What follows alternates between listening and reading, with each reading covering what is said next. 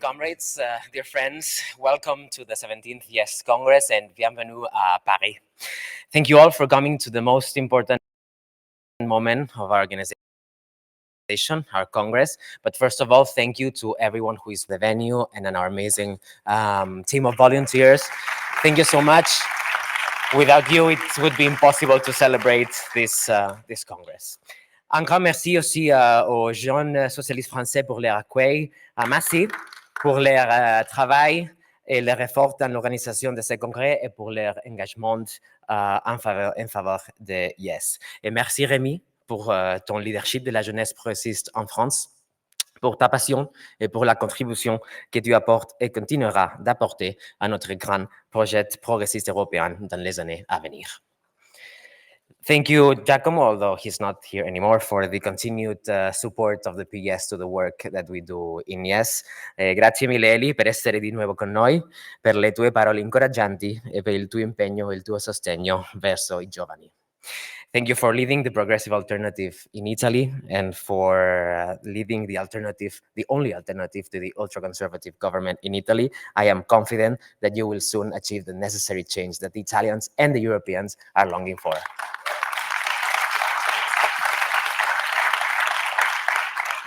Y gracias, Irache, gracias, Presidenta, por estar siempre, por siempre responder a nuestra llamada y por siempre contar con nosotros. Thank you for yours and the S&D support and for always including Yes in the works of the S&D group. It's really been a dream working with you. Thank you for your leadership in the Parliament, for standing up against the far right, for fighting for youth rights, for women's rights, for the LGBTQI rights in a chamber where they are being attacked more and more every day. You really are an inspiration, you make us proud, and you will also always have Yes's support in that.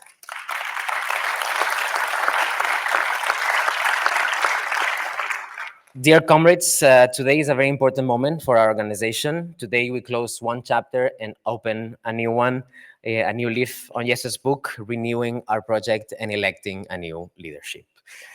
We do it after 2 intense years where a lot has happened with new challenges and threats to our democracies, our European project, and our fundamental values that add up to the challenges that the European youth were already facing. Authoritarian leaders, from Putin to Trump, are eroding and dismantling our multilateral system, starting and supporting wars, interfering in our democratic processes, and weaponizing everything, from information, media, trade, and even development aid. We can say with certainty that the world is no longer the place we used to know. And in the meantime, cuts in education and public health systems, inequalities, difficulties to access the labor market, unpaid internships continue to be factors that divide our societies by age and that put a significant burden on the lives of young people. Moreover, the European-wide housing crisis is taking an unbearable toll on the youth. Since our last Congress in Barcelona, we have been asking for urgent European action, and we have now, thanks to our political family, the first European Commissioner on Housing. But this is not enough. We demand more urgent action now, and we demand the European mechanism for the promotion of public housing so that we can massively build new units with European money. And we cannot remain silent while we see that investment funds and millionaires are buying our entire cities for speculation and kicking us and our neighbors outside of our homes only for their profit. Our homes are being taken away by radical capitalism, and we will fight back.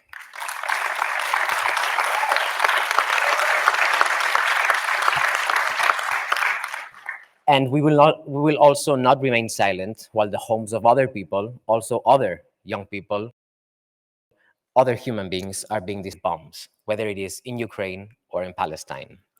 The first thing that we did when we were elected in 2023 was to go on a mission to Kyiv and show support and send the political message that Yes stands with the brave Ukrainian youth and that supports the European future of the country.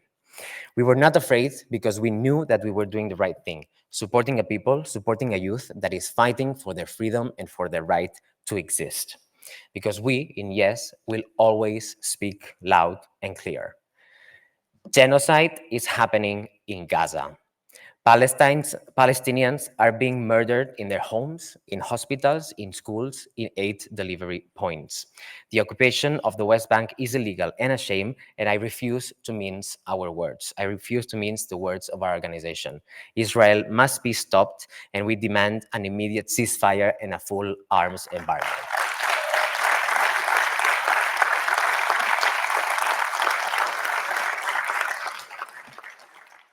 We are calling reiteratedly for the EU to suspend the EU-Israel Association Agreement, and we strongly condemn those countries that still, after 21 months of genocide, refused and blocked EU action. History will judge them properly. And we have repeatedly condemned the horrific attacks of October 7th to those who remain hostage. But one horror does not justify another horror. For nearly 2 years, Netanyahu and his far-right acolytes have been carpet-bombing Gaza with the sole purpose of erasing the Palestinian people and making the necessary two-state solution simply impossible by eliminating one of the parts. But hear me well, Palestinians will have their state and Palestine will be free.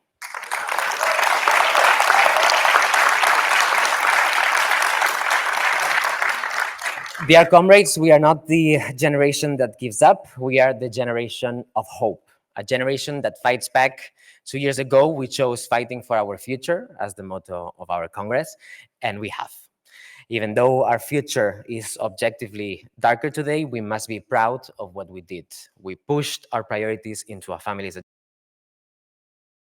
agenda, we defended beyond, and we strengthened our movement and our organizations from inside. So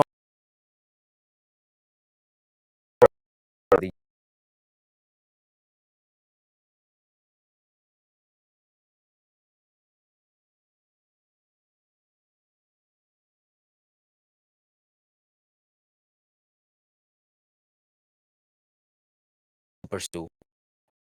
Each one last time also, and to say goodbye to 10 years of activism in Yes, I am happy to say that my job here is done.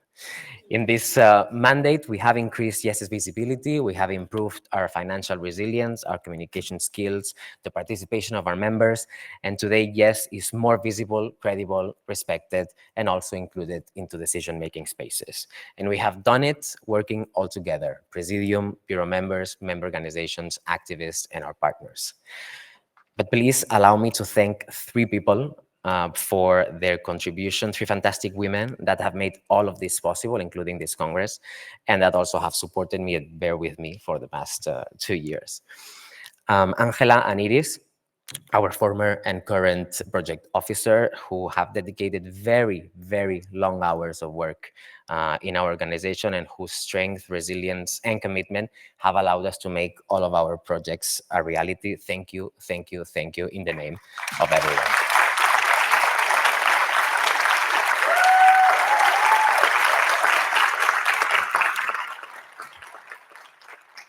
And then there is her. Someone that she has been someone that I have enjoyed the most working with, from who I have learned a lot, and that we have also had a lot of fun. That's also true. I remember our Roman Empire in London, but she's also someone that I wish I can continue working with in the future, and that I'm grateful that I can call a friend today. Sophie, you are fantastic. Nothing that we have done would have been possible without you. So thank you so much for your contribution. I will see you around still, and you have been the best partner I could have asked for this journey.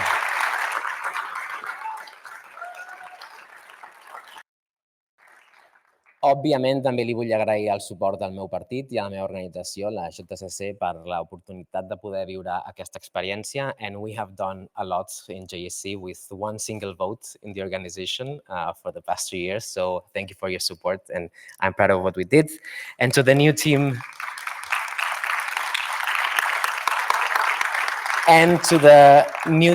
taking over, good luck. It will be a bumpy ride, trust me, and it's going to take a lot of time out of your personal lives, but it's definitely worth it. It's an amazing experience, and I am fully confident that you will do an even better job than we did. Now, it is time for this Congress to take decisions and to draw a new path for our dear organization. So I will finish with one last thing.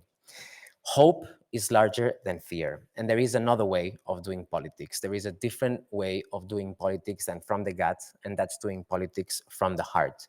This is possible, and we are building it from here. It is our responsibility to dignify the exercise of politics and to be louder than those who want to silence us. But always remember that nothing that we do matters if we don't treat each other with kindness. The world needs more kindness, more truth, and more care, and more people who care like all of you. There are only so many minutes that we're going to spend here in this earth, and all of us, we are choosing to spend a lot of those minutes fighting for what we believe, for a fair world, for a world where people can live in dignity and with justice. This is, to me, the most noble cause. It really has been a privilege to be your president, but above all, it has been a privilege to be your comrade. Rest assured that this will be one of the greatest honors of my life.